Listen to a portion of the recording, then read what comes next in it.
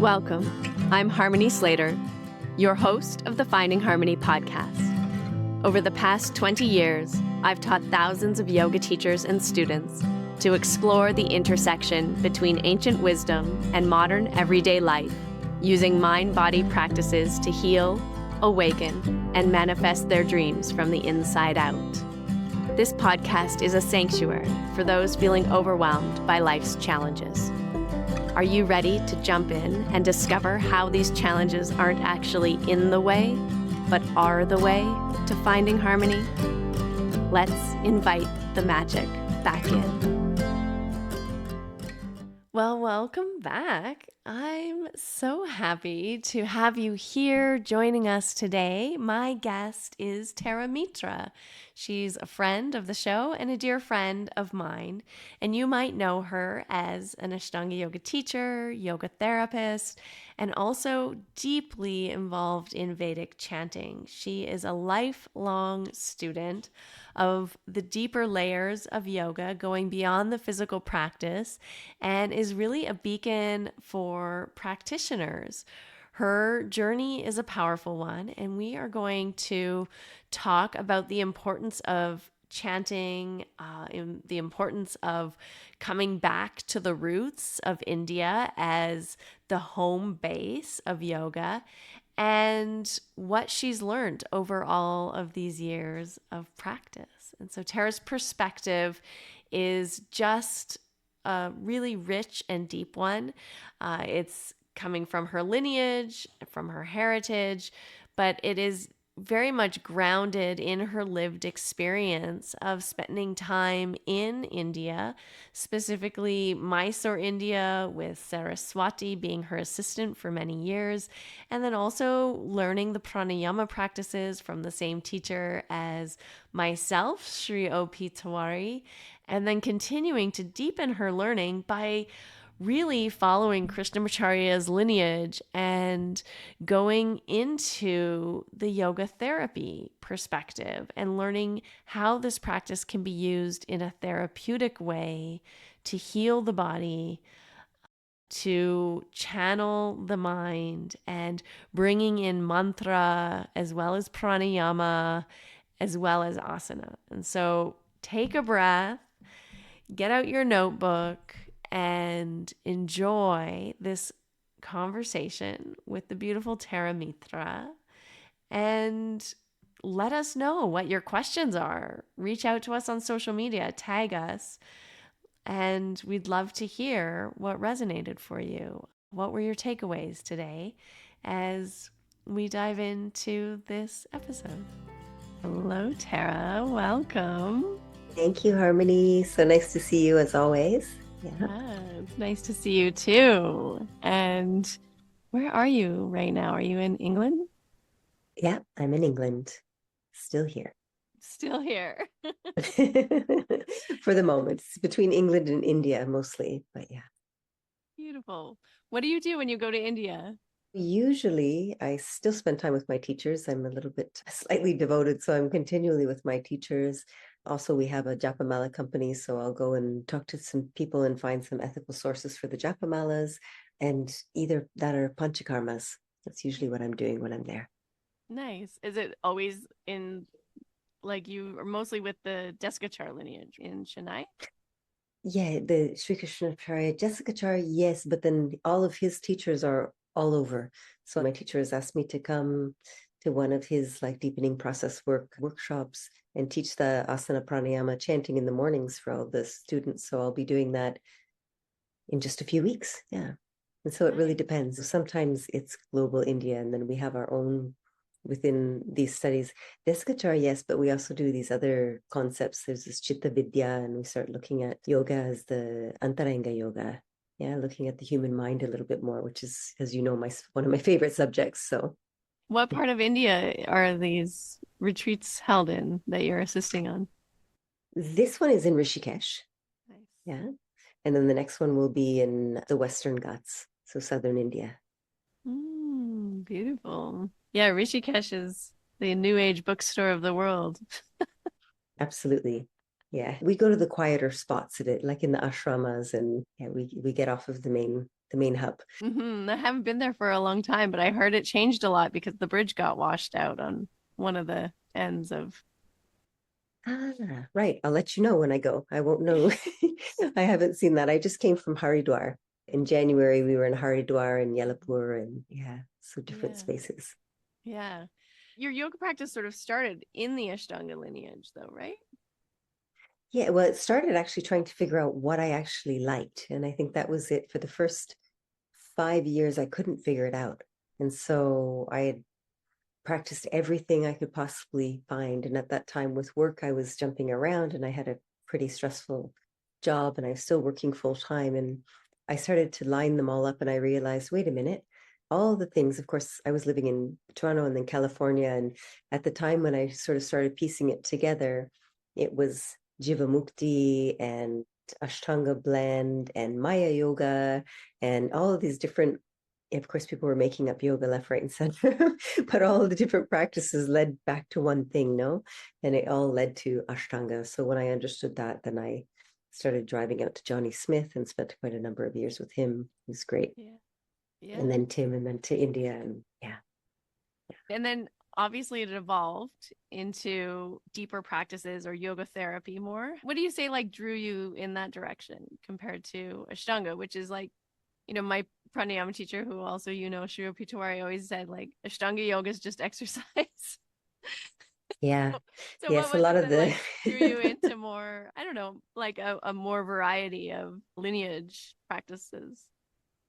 Yeah, I think a number of things. I think partially just watching so much, being around and just witnessing some of the things that I had witnessed over the years because living in Mysore and assisting for 4 years every day in the main shala, I learned quite a bit. And then I also wanted to learn how to help people. Like, not that I couldn't help somebody with Ashtanga, but realistically, if I've got back pain and you're doing primary series, good luck, right? We don't know what's happening. And so I had to figure out how I can actually really help somebody. And I think that's the thing, is something in me already understood, yeah, that yoga isn't just posture. It's not just some technique. Yeah, there's some deeper purpose to practice. And I think that was part of it, I just started to understand that, if I really want to practice sincerely, I have to have a clear relationship with what it is that I'm practicing. Yeah?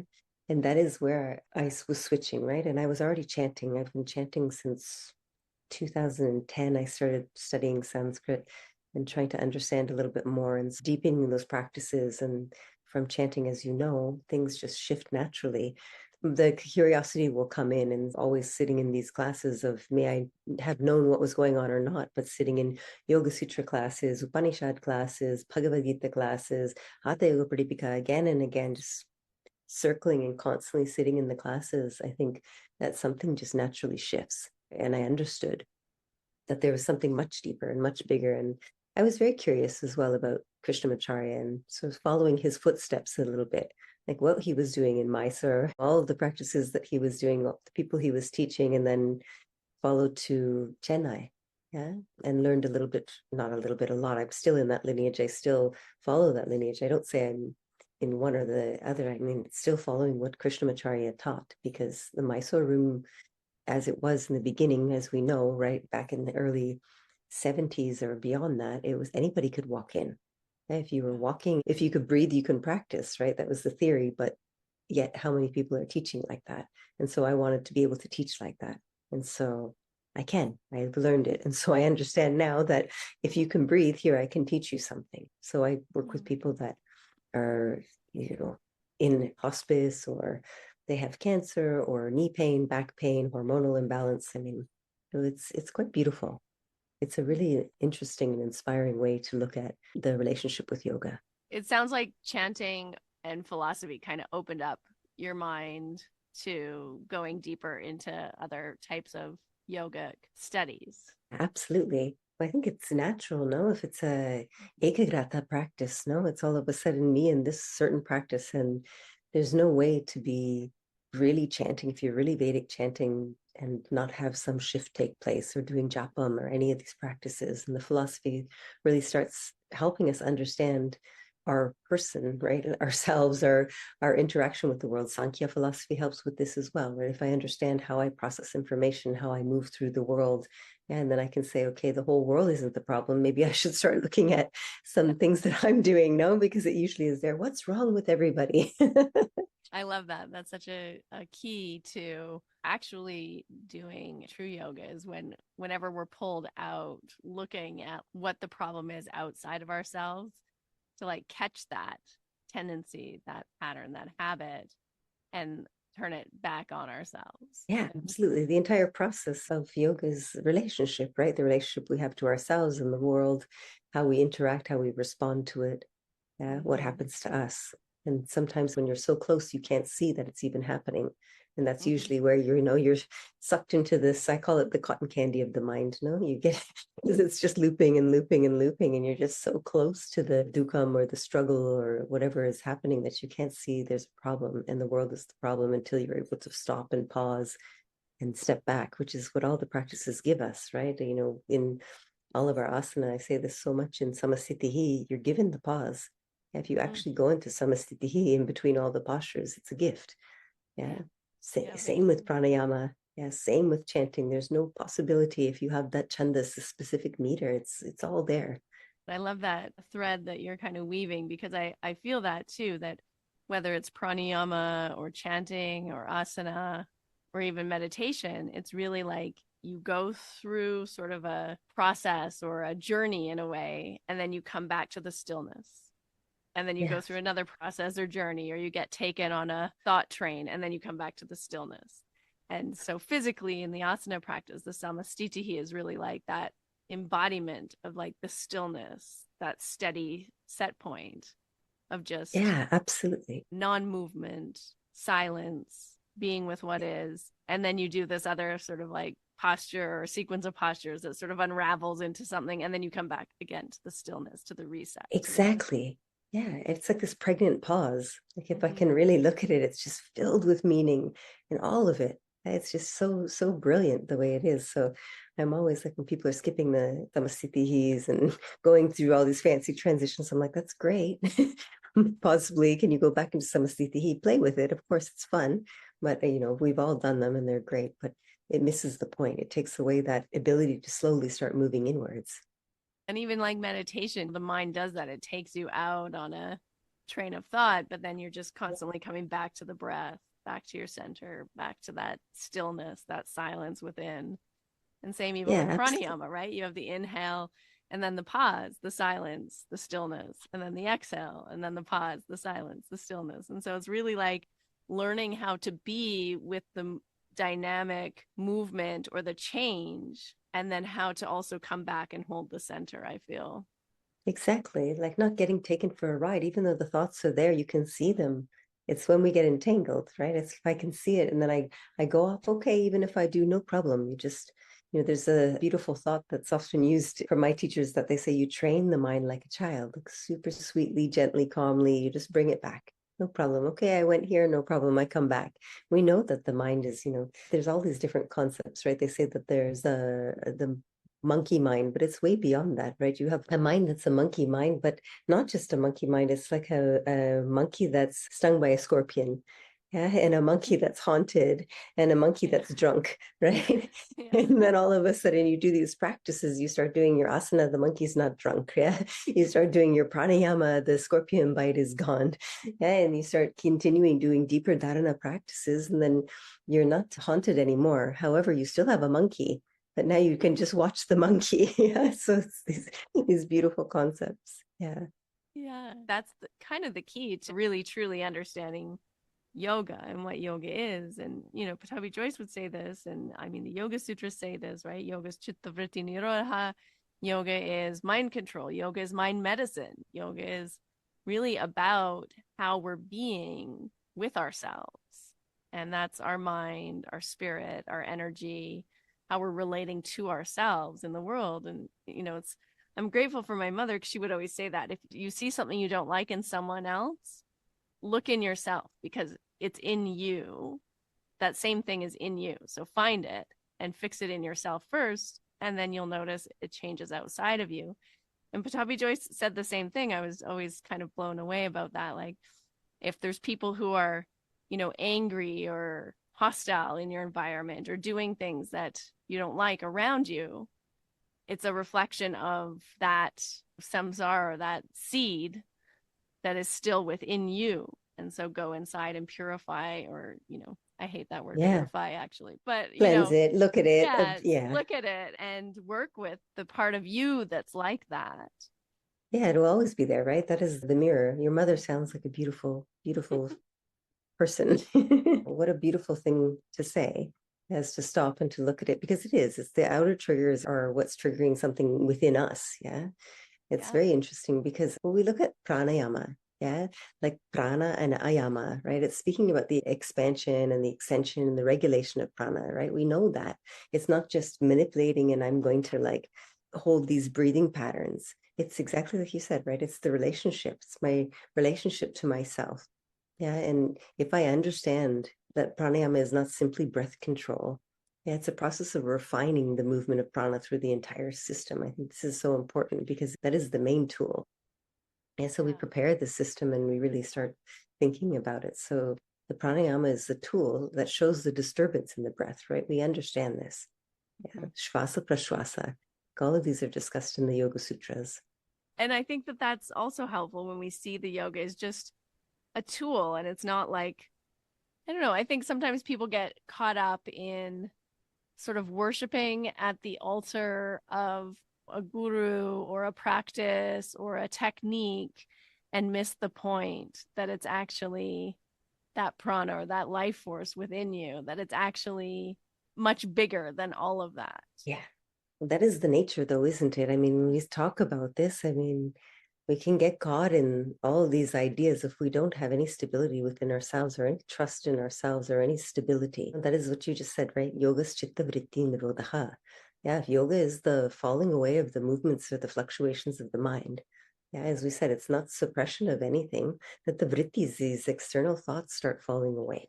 And so if that's happening, then the vrittis are all the agitations, my patterns, my clinging on to somebody to come and save me unconsciously. We should be aware of these patterns. I should be understanding, oh, this is from my childhood. And because I wasn't loved from my childhood, I always wanted to be seen. Then I'm going to go to the teacher and say, please recognize me. And if they recognize me, I love them. If they don't recognize me, I hate them. And I go to another teacher and another teacher and another teacher until they give me what I want unconsciously. And I keep Yeah. doing this same pattern, not even realizing that I'm doing it. And I move through the world like this.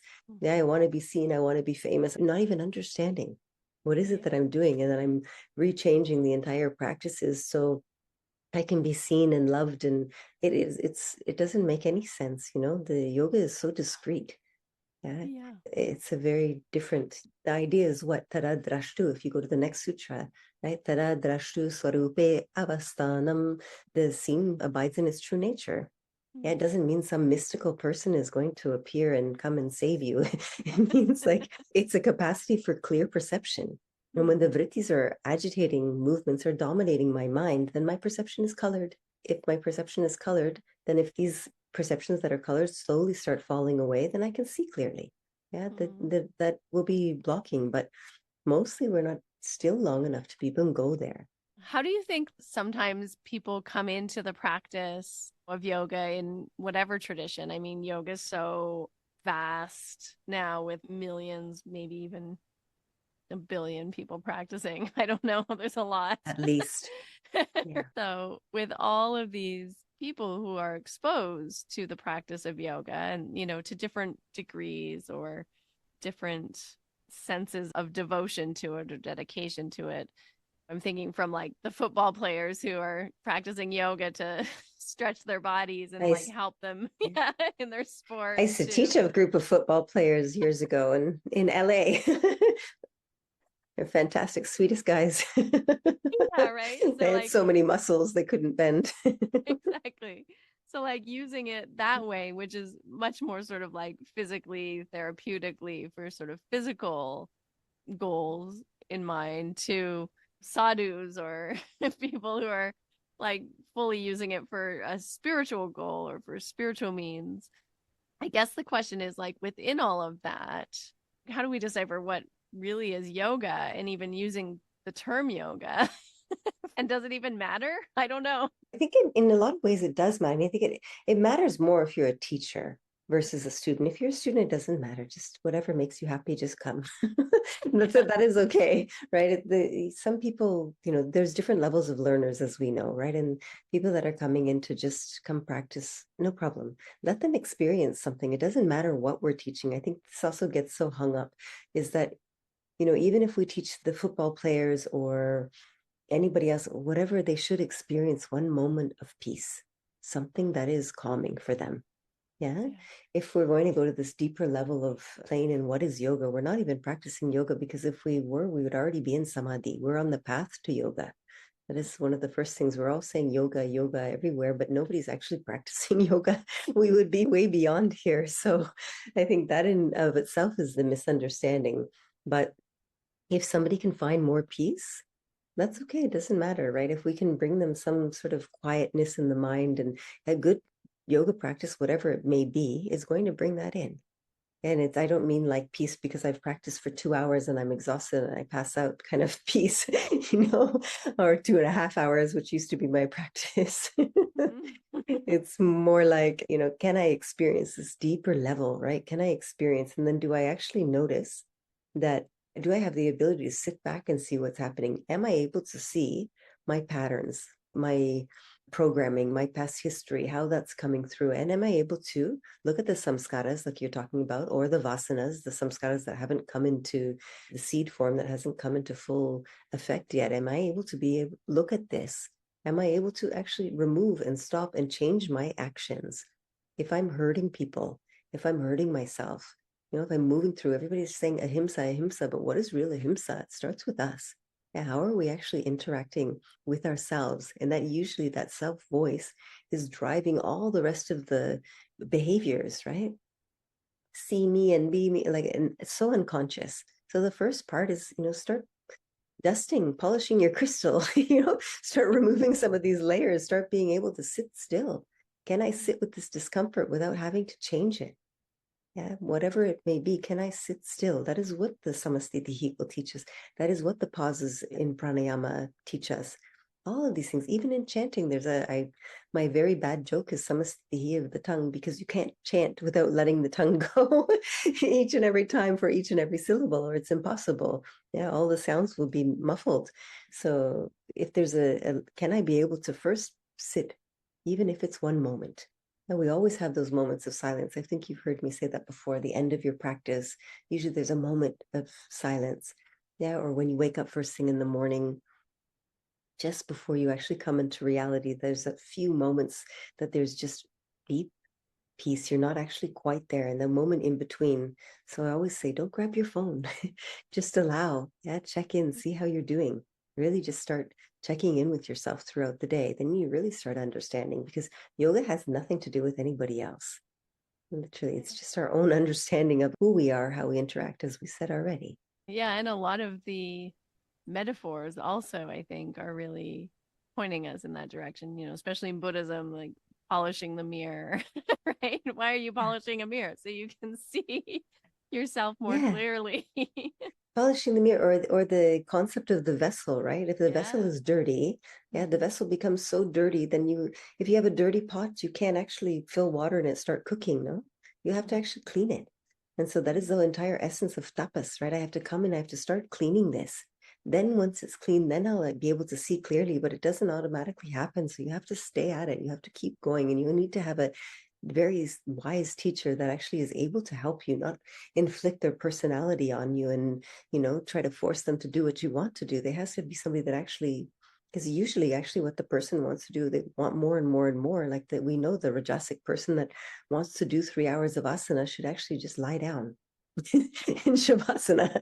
Yeah. So Yeah. yeah. That's interesting. Like, I guess when we talk about sort of spiritual bypassing, I think a lot of people use this term, but they don't actually necessarily think about what it really means. And I guess for me, it sort of is like being so caught up in your like spiritual discipline or your spiritual tapas or sadhana or practice, to the point that you're kind of using it to not actually look at yourself, not actually deal with the discomfort of being a human in the world as it is today in this current. Exactly.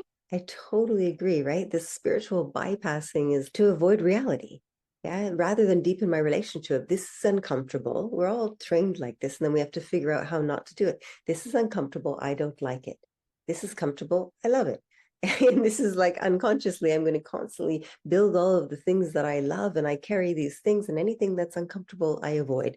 Where in fact, we're supposed to face the discomfort. We're supposed to sit in these spaces, not wallow in it, be able to watch it, right? And if we don't actually do it, then all the unresolved emotional issues, yeah, the psychological wounds or these development tasks that come up, that's why this good vibes only, yeah, it's so misleading because it's actually usually avoidance. What do you mean good vibes only? Of course, it's not such a thing. Everything is going to be different. And it means usually there's a huge amount of avoidance. I find it massively. I can do my practice and do these things, but please don't confront me. And then we have to Yeah. understand what are the things. Yeah. Or people will say, like, oh, but it's learning to do a pose and sit in discomfort.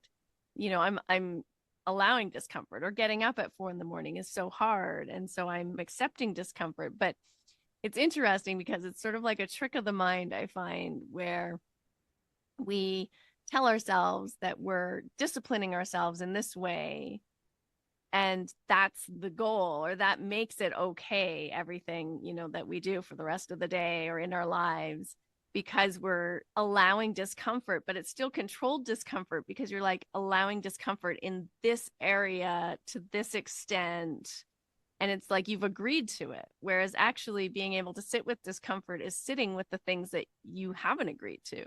Absolutely. And I think that's it. And there's all this like premature transcendence, right? I have to get above all this raw and messy stuff. I don't want to sit with this.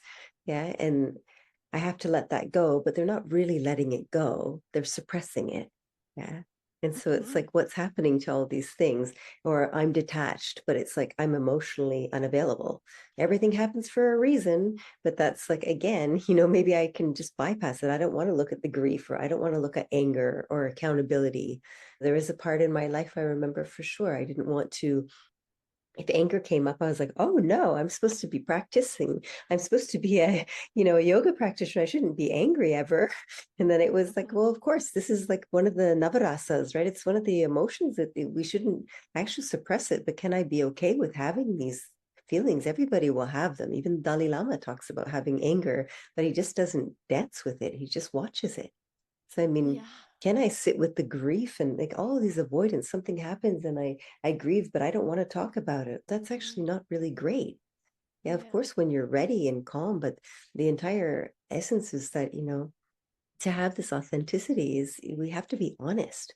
We have to Mm. actually, I shouldn't just do this because I want to maintain this spiritual identity. It should actually help me see more clearly. It should help me become a better person. It should help me become more relatable to the world. I should eventually have, Maitri, Karuna, Mudito, Pikshanam. I should have some more kindness and compassion. And I should be so happy when something good happens for somebody else. Yeah. If that doesn't happen and I become jealous, what's happening to me? I mean, it's such a every moment of your life discipline. Absolutely. I mean, it's Eastern psychology. That's the entire essence of Antaranga yoga. So we can do yama niyama, and most people are, it's very difficult to do that in itself. Yama niyama, asana, pranayama, yeah, pratyahara even. And most people try to jump over pratyahara and start rushing to dharana, dharana dhyana, and this concept of samadhi. So, okay, I'm moving towards that. But if I cannot sit with myself, if I can't look at actually the way that I'm interacting, the way that this happens, even in the asana, am I rushing through postures? Am I stalling because the next posture is kapotasana, or, what am I doing? Am I taking extra breath? We'll be able to see it. You can see it in the very first spaces from the minute that you get on your mat. Am I going really, really slow? Am I going way too fast? Yeah. What's happening within the body? And we look at the gunas, that should all be looked at from that space. If I understand that and I understand this essence of sattva, rajas, and tamas, what am I doing? Because it's not even there. Then what is the food that I eat, the people that I talk to, the sounds that I listen to? I can sit Yeah. around and I can listen to Wu Tang, or I can listen to the Narayana Upanishad or something like this. Like, what am I putting into my brain? I don't even know much about Wu Tang, so That's It the might be. first name that came up. So I'm not sure if that's good or bad. So sorry if he's good, amazing. Yeah, like I think also that it brings up an interesting point also about our minds always seeking stimulation.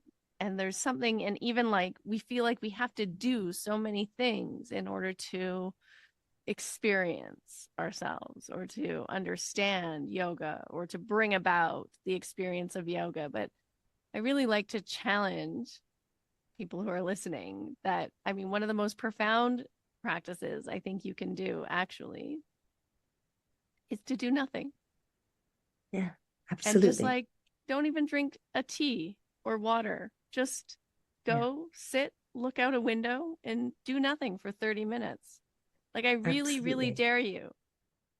Don't Yeah, meditate. Don't do yeah, pranayama. Don't chant. Just go do nothing and see what yeah, happens. yeah, absolutely. I mean, this is the thing. And you learn so much about yourself, so much about yourself. And you can even start that, when you do the samasthiti on the mat and you don't actually do anything, you just stand there and you try to even out your feet or you close your eyes. It's very fascinating to watch people how long they can do that. They get, they want to get out of it. So exactly, can I sit with myself without going for my phone, watch the natural urges? I want to reach for my phone or I want to take a photo. I see this beautiful bird or tree, then I want to capture it. Can't I watch it? Can I just sit with it? Can I just witness it?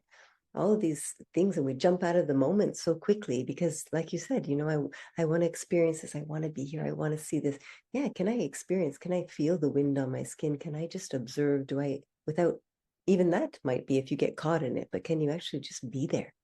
Yeah, Yeah. and just Just watch, just see what watch. arises. It's pretty profound actually, because I think when we stop trying to get anywhere or do something and we just allow ourselves to totally just be a part of time and nature and just observe.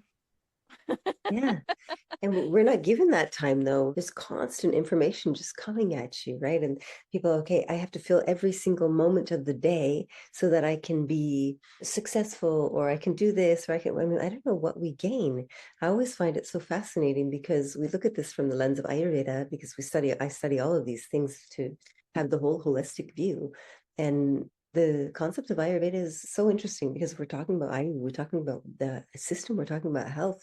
And back in the day, people were waking up only when the sun came up.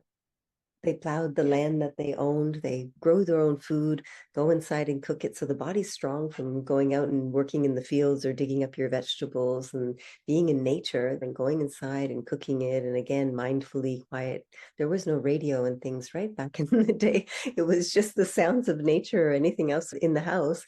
That's it. And then at the end of it, the sun goes down, you go to sleep. And so the system you're on, the natural rhythms, nowadays we have information constantly pulling us. You can have the lights on 24 hours. You can be in an AC, an air conditioned, place that just really will again just adjust the system, adjust the body. And then people working at opposite times on different time zones. I mean, we're really throwing the systems, wild, I want to say, for a toss. All of my friends in India say that. Throw it, take Yeah. it for a toss. Yeah, I mean, there's blessings to it all as well, and that things are happening at light speed, a lot of them, or at least the speed of sound, where we can connect across the globe with each other in a fraction of the time that it would take us Yeah, normally. which is wonderful, which is why we're here right now, right? And Yeah, you're in Calgary and I'm in England. And so there's definitely some wonderful things about it, no doubt about it. But yeah, it's when it's out of balance, right? Everything in balance. So how yeah. am I using the modern day technology? What am I doing with it? You know, it's very Yeah. fascinating. Yeah, and how are we using it to like, and it's so much like the mind. I think the what we're building, what we've built as a collective humanity is really just we've taken the mind and we've brought it into the collective. I mean, what is this but us connecting through our minds, really? Yeah. There's something about taking that time to come back into your body, but like in a way that isn't forced or contrived or performative, but is just really natural. What does it feel like to be in this physical form? I mean, that's the most important thing. Of course, we need to be able to feel how we are in our bodies, right? That is important. But there is still the collective, like you said. I mean, there is no separation. It's so interesting because, yes, it's you're very much walking the path alone and you're very much in community and in connection. You need both. This is what supports and uplifts and does all of it. And the greater collective. I mean, all of these chants are talking about this. We start looking at the collective mind, most of them are talking about that. Purnamida, Purnamidam, Purnat, Purnamidachate, Purnasya, Purnamadaya, Purnameva Vashishyate, Om Shanti, Shanti, Shanti. And this and so many other, it links us right back into that we are not separate. And I think this idea of what happens with this individualization and this, I am so wonderful and I need to do this, the dissociation, especially here in well, I can't say that, I was going to say in the West, but I find in India, there's a little bit more of a connection. It seems slightly easier because you still have like joint families and, of course, in the healthy environments, always. But when you have that, you're still surrounded by people. Everyone's always there. Everyone cares for each other. But here in the West, everybody's separate. Yeah, you've got everybody that lives in different places and not talking to each other. And it can really play some tricks on the mind. No, I mean, this is the interesting part. It's like being in connection with humans and being in, especially, I'm Canadian Indian, and those two cultures are, we love people. We want to talk to people and I want to feed people and them to come home. And I say that to somebody in England and they're like, oh, I think I'm absolutely mad. I have to preface it. I'm like, I'm so sorry. Like I grew up in Canada and I'm Indian, so I'm not going to poison you. I just want you to come over for tea. Yeah, there's something I think where people, I think we've heard this before, like we're more connected than ever, but people are feeling more alone. And yet they're not actually at home in their bodies or like, because when you're actually at home in your body and you're in your body, like feeling embodied, you don't actually ever feel alone because then you have that clear communication with source and connection and you feel safe and you feel loved. There's no Yeah, other because way to feel when you're in your body. yeah, I love that. Because it's true. Yeah, there's this grounding, this space. We talk about all the koshas, right? This apana, prana, manomaya, yeah, vijnana maya. When we get into that special space, right, when we start to really understand, we're able to listen and we're able to understand a little bit about who we are. We're also able to understand our inherent nature, and we're at peace with who we are. We don't need to be in the past who I was 25 years ago. I don't need to be chasing who I can be if in 5 years, if I keep changing this and get my goals and rewrite my goals. And can I just be happy with who I am right now, where I am right now, and in this beautiful body, right? This entire vessel that I've been gifted. And if I'm able to see that, this is the entire essence, the whole concept of the pranastanas, right, as well, right? We have the 5 different ways that the air is functioning from the body. And this also is so grounding. So when you talk about pranayama, it's like people think, okay, yeah, I'm just doing this breathing. But in fact, actually, I'm not just breathing. I'm really, yes, I'm connecting to myself. Yes, I'm connecting to my mind because instantly we know that with one conscious breath, we can settle the system. But then if I understand that, okay, if I won't actually have a lot of pain and disturbance in the body because we know the nava antarayas, if there's any obstacles in my way, I'm not going to be able to practice. So if I take these out of the way with asana, pranayama, chanting, yeah, whatever the practices are, then the panchavayus also are functioning. Yeah, the apana moves downwards. The samana is digestion, not just digestion of food, it's my experiences. No, pranasthana, yeah, the whole seat. This is also establishing, right? The sense of self and everything. This is also the kurmanadi. Yeah, the udana vayu, my whole expression. You can hear when someone's udana vayu is stuck because the voice is not strong. No, and then Vyana Vayu, like all of the whole circulation, everything that we're doing is because of Vyana Vayu. So I find it very fascinating to say, okay, yes, can I sit within myself? But it's so difficult to sit within ourselves when all these other distractions are coming up. So first settle the system. If I can settle my system enough, then I'm able to actually sit with it and then connect to that space that you're talking about, that purity, the quiet space, like the eye of the storm. I get into that space.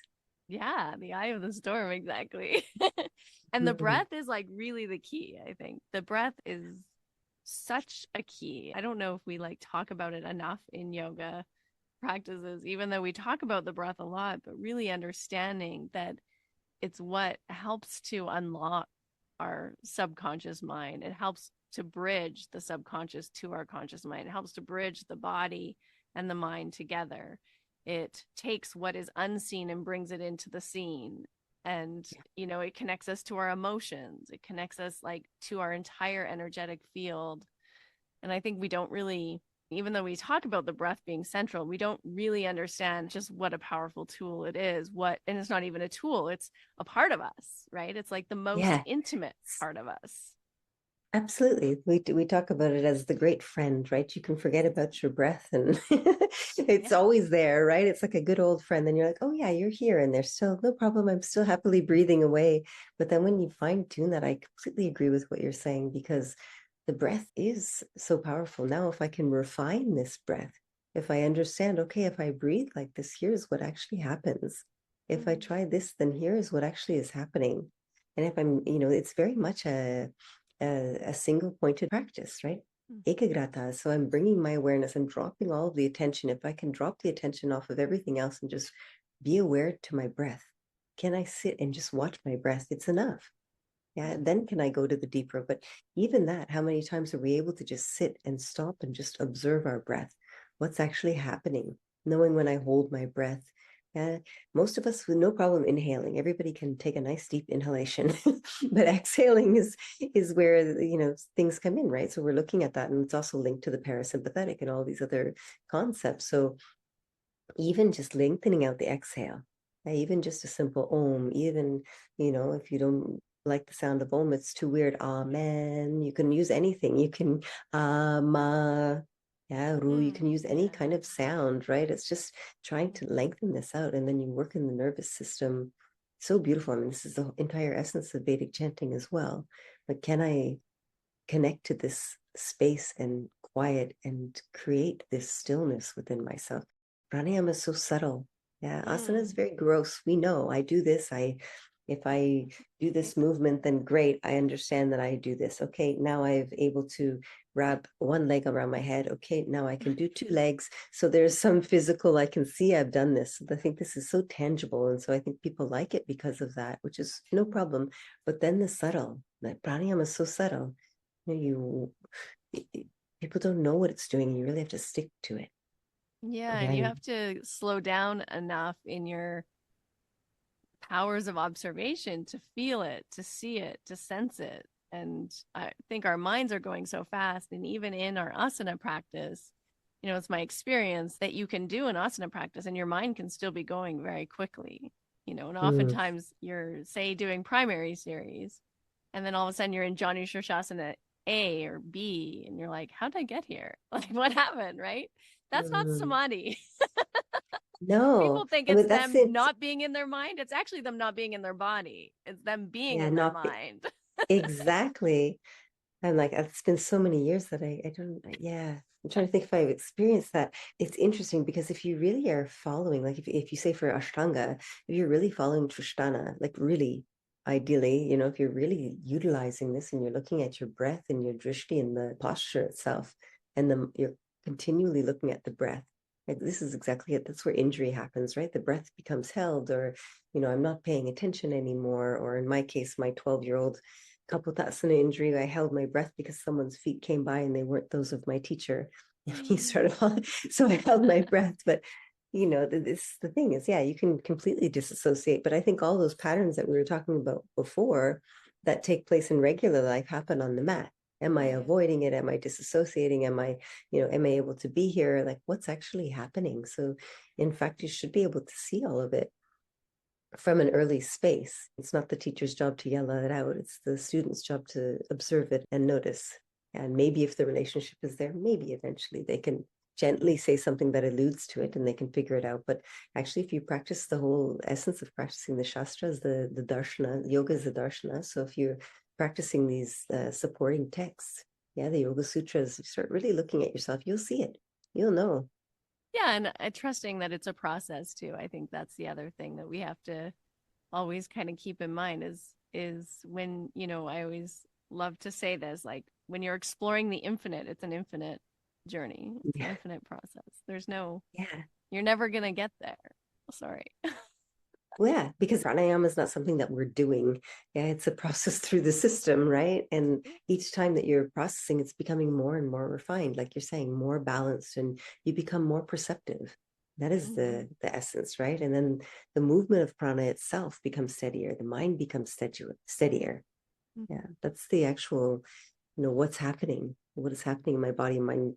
Because most people would say, okay, I just do this. And, or you hear people say mindless meditation. I'm like, how is it mindless? What is bringing you to the spaces before you get into that space? You can't just jump and try to sit there. Of course, I'll be irritated by bugs and things all around me. I need to create some sort of stillness before I try to move that space.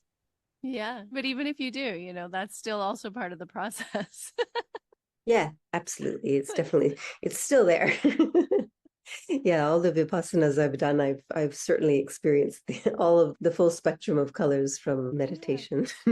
Yeah. If maybe you have the intention of understanding, of seeing yourself, of connecting with God. I always love that quote attributed to Krishnamacharya, right? When I breathe in, God moves in me, and when I breathe out, I move towards God, something like that. I think it's such a Yeah, beautiful image because this breath in every religious tradition, actually, like the respiration has the essence of aspare, which is spirit, and breath is this connection to spirit, to God, to something higher, the idea, creator. Yeah, whatever you want to call that whatever you energy. want to call it. Maybe, I mean, And that's the it's, essence, because Krishnamacharya himself said that. He did say as well that you can have all these different practices. You can have asana, you can have pranayama, you can do all of that. But if you, at tapasvadhyaya, Ishvara pranidhana, without the Ishvara pranidhana, you can't actually go deeper.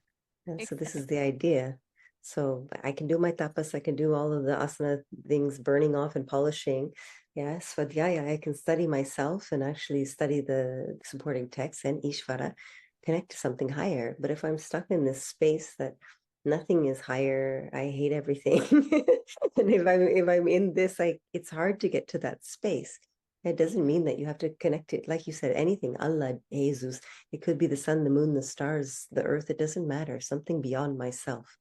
Yeah, I love that Tori always said, you don't have to believe in God, but you have to trust. You have to trust in something. Mm. And I think It sounds like trust him. is such a key. It's such a key concept. What do you trust in the darkest night of your soul, actually? I mean, which is kind of beautiful and Mm. terrifying. Who do you call out to? What do you trust Yeah. in? Well, And that's it, right? it's a gift and a blessing when you reach that place because you start to then really like see where the trust is. You come face to face with your God, whatever your God Mm. is. Yeah, I think that's what happens if we don't trust ourselves because we don't understand ourselves enough. That is where the concept of getting entangled in this whole idea of a guru or, worshiping something else beyond me, looking for some sort of savior. But we know that's not going to happen. No one is going to come and save us. We are the ones that are going in control of our life. We are the ones that are here. Someone will hold the mirror, and it should be Mm-hmm. holding it stably, yeah, not dictating and all these other things. And so there has to be enough stability for that person to say, hey, go back and look at yourself. Not here's what you do. Go back and watch.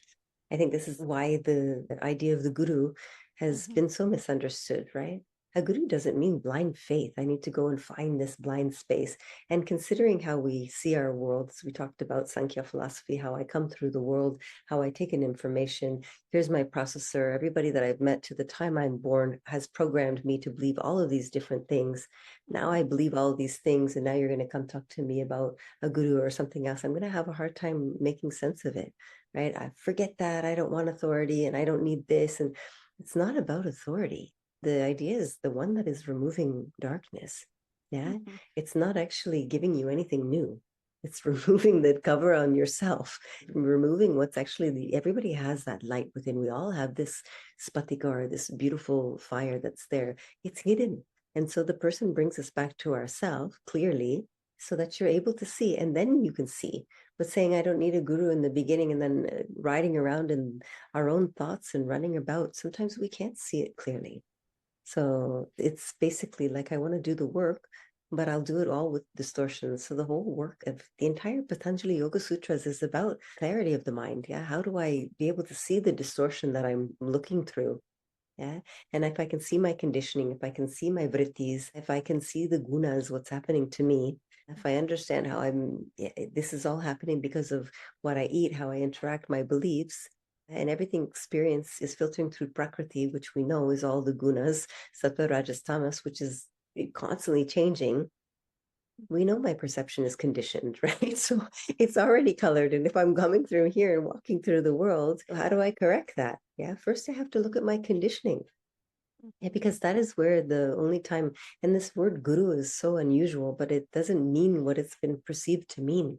It's not as a, like I said, an authority to go surrender blindly, but it's someone who's not caught in the same distortions as you, someone that is clear. Yes.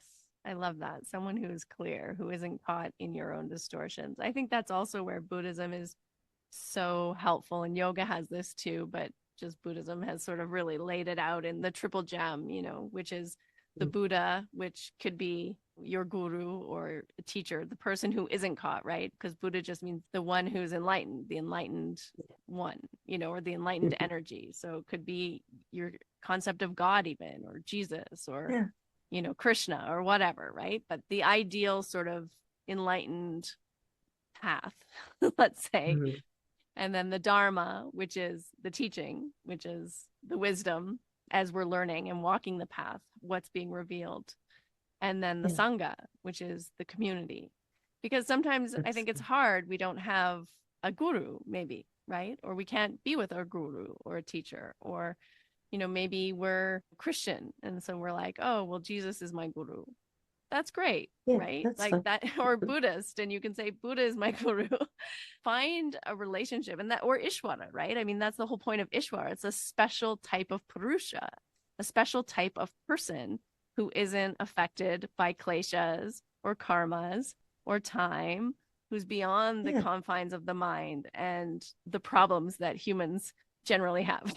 So, Yeah, it's anything that can help you be able to reflect back and see where things are not working the way that could be the most helpful or beneficial for you. That's it. It gets so confused in all these different spaces. And I love that. I love what you're saying about Buddhism. And, it links so much to, yeah, the Shastras and Dharma. Can I live in yeah, Dharma? Yeah, if I can exactly. live in what's uplifting myself, what uplifts the world. But if I'm so caught in other things, of course, I'm not uplifting myself or the world. I'm too busy hurting myself unconsciously and doing all of these things and not understanding and then fighting instead of just, like you said, sit into the space. Yeah, Yeah. the eye of the And storm. Can I just rest in the space? Can I just take a breath? Do I just do a shavasana? Just lie there. just feel it all, feel it all. But then also like Yeah. having the community. I think the community is so important. And I love that having a healthy sangha, not that it's centered necessarily even around one person or a guru, but who are the seekers in your life? Who are the people that helped you to see yourself clearly, that help you feel lightness, both Yeah. literally and metaphorically? Well, that's exactly it, right? The Sangha is so important because then you're saying all of a sudden, well, wait, I'm like all these other people are similar to me. I'm not the only one that has these questions about life and how I'm interacting because maybe most people don't have a group of yoga people around. And they, the more we practice yoga, the weirder we become to everybody else. They don't understand what we're doing and why we're doing it. And we start to look strange or going to bed early or not eating dinner, doing all of these unusual things. And it's just, so yeah, what is the space? In our spaces, there is no teacher student. It's just we're here. I may be saying something, maybe I know something, maybe I don't. I don't know. But the role of a teacher is not to impose beliefs. Yeah, it's to guide understanding. That's it. If I don't know something, I ask my teachers. I still have an entire army behind me of teachers. I see my Yeah. teachers 8 days a week. I'm Yes. constantly studying. So, A team, a yeah, team. I I think we do. I all have a need a team. Yeah. Well, that's it. Because if I have a question, then I have somebody there, and it's beautiful that, I have such access. That is the benefit, like you said, of the global, is all my teachers are Mhm. still in India, and I'm very, very lucky to have such wonderful teachers behind me. Yeah. So yeah. Yes. You and I have been in this space for, you know, a couple decades or more now. So you kind of develop a lot of resources and connections and tools and a sort of a, I'm going to say a rich understanding of yoga and Buddhist or whatever, like whatever religious traditions you're interested in, which, you know, being in a spiritual path as long as I can remember in some shape or form, and then studying comparative religions, this is like the work that I've been doing my whole life, really. But if someone's new, I realize, you know, a lot of people don't have that. A lot of people come from backgrounds or families that don't have any kind of spiritual connection or Yeah. tradition. How does someone start? Because they come to yoga, and so now we're maybe breathing and moving our bodies, because that's usually where people start, or maybe Yeah. like doing a little bit of transcendental meditation or something. I'm not sure. But as somebody who's new to these types of practices or ideas or thoughts, like where would you suggest someone start? Yeah, I think they just start. I think not by thinking. I think, and the one thing is I Not will by clearly, thinking. I like that. yeah, Just start, not by not by thinking, thinking. just try it. You know, you have to figure out what you like. I think the essence is for each person, we can't inflict what they should like. And you have to connect to something in each and every person. As a teacher, that is our job. I should already know if that person likes God, or if the person likes Ganesh, or if the person connects to the earth, or what it is that they like, because then that'll actually help me understand something about them. So we have to find that one thing that is connecting that person. Through that, then we can actually work with the person. There is no religiousness in yoga, none whatsoever. I mean, the Hindu gods and these types of things, maybe they come up, has nothing to do with yoga. The chants and things are something totally different.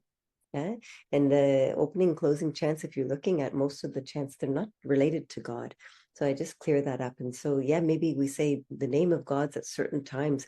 That has nothing to do with the space of yoga itself and the teachings of yoga. There's no God mentioned besides Ishvara in the Yoga Sutras. Yeah, the Bhagavad Gita, Ramayana. We're not talking about gods here. We're talking about concepts, and it's actually archetypal characters to show us all the different personalities, so I can see actually what's actually happening within me. And so these are all supporting texts. And so I think that's one thing that I noticed that comes up quite a bit. But if somebody wants to practice, I think we as teachers shouldn't interfere. You just talk to them and see. That's our duty. Yeah, you see what actually the person likes, see how they respond. You're going to know, because some people, especially when you first come to a class, people don't like being told that don't do that, don't do this, don't do that. They're going to start running away and thinking, oh God, I'm not coming to this class. This person's so strict. Or they're, or the people that are all of us Ashtangis that were glutton for punishment that we Yeah, kept yeah, coming yeah. back, you know. But We there's have the punishment samskara in our field. some sort of Mm. disciplinary thing. Yeah. But it really depends. That's what I would say is, Mm. let the person just come in and try it, because also coming in and doing something new, and there's a whole amount of different insecurities that can come up. I'm moving my body, I'm in this room, all these other people are looking at me, especially when you're new. And so it's Mm. also important to remember what's happening to somebody that's new. So we need to back right off, create the Yeah. space, and just let them just breathe. Yeah, Mm. first start there. See if the person can find their breath, then their feet. And Mm. then to see if you can put it together. Yeah, I love that. Like creating like soft, approachable spaces. I feel like people really need that these days. Like the world is rough, you know. There's so many rules, and as you're saying, like so much criticism, and if we can create spaces that are softer and accepting and loving, then Well, transformation will happen. that's exactly it. That's exactly what I was going to say, is that there's only spaces. What are the spaces where healing actually takes place? If we're talking about yoga, we can just say, okay, it's healing theoretically, but what does it really mean? The only places that we ever hear are the spaces that we're seen, we're accepted, we're not judged, that we can be ourselves. Those are the healing spaces. That is really where it takes place. And that's, I spend so much time of my work on this, because that's also the yoga therapist in me that will say, okay, I've taught asana to thousands of people, literally, because in Mysore and things, and before that in LA, so thousands and thousands of bodies, I've seen thousands of people. But the most I've ever helped somebody is by getting them to connect back to themselves, has been in the most simplest practices, nothing complicated. Keep it simple. Yeah.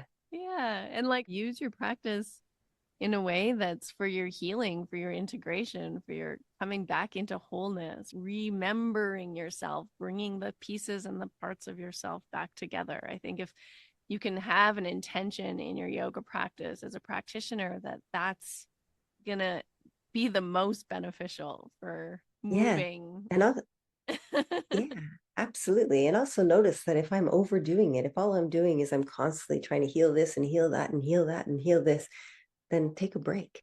Yeah, Mm-hmm. stop trying to heal. And so starting to also notice all the different spaces, because that's a big thing too. I want this, so I jump from this, and that's where, the Vishipta mind, the butterfly mind, where I'm jumping from, I like Ashtanga, I like this, or I this teacher, that teacher, this teacher, that teacher, this, no stability. Yeah, Mm. without that stability. So just try something. I mean, of course, research and have a good teacher first, but then stick to it. Stick to it, because the mind will do crazy things. And, it's always the joke. We know this as teachers, that at one point or another, it's the teacher's fault. No, we don't like that teacher. And we don't know why, but we have to watch it. And so many times that comes up, it's like that. It's even in the Taittiriya Upanishad, talks about the teacher-student relationship. So interesting. Yeah. Find some stability. I think also stay open. I think that's a really important quality in the practice of yoga that we don't maybe highlight or talk about so much, because in my own path, it felt like the more into the yoga I got, the more closed I got at some point to other people, other things. I felt Yeah. my world kind of shrinking. And for me and my constitution, that is not a comfortable situation or place to be.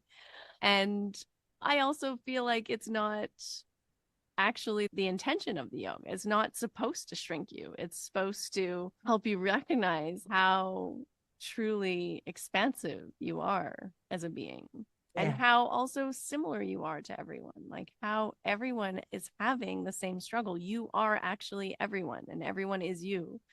Krishna says it in the Yeah. Bhagavad Gita, right? I'm in the heart of all beings, and all beings are in my heart. And so Yeah. I think if we're open, then we're able to receive.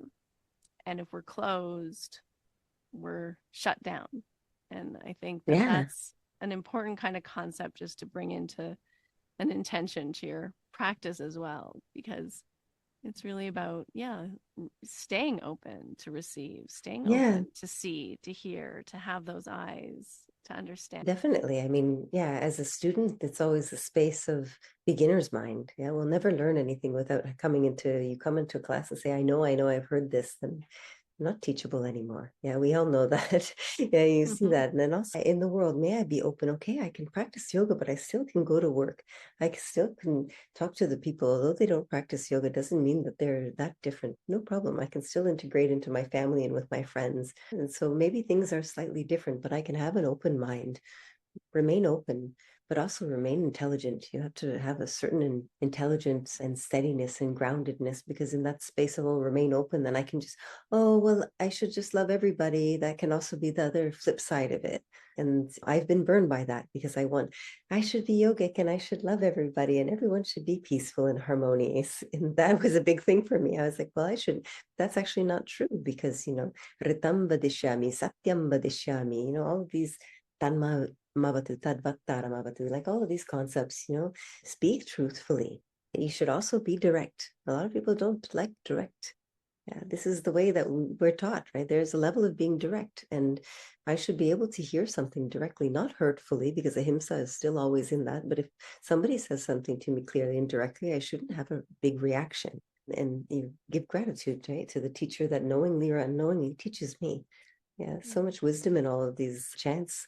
Yeah, and I actually think that you can love everybody, but you don't have Yeah, to allow yourself to be used or a doormat to people either. You can hold your boundaries, you can hold your container, and you can still, because, really love itself is rooted in that truth. It's rooted in that ability to allow people to have their experience, whatever it is.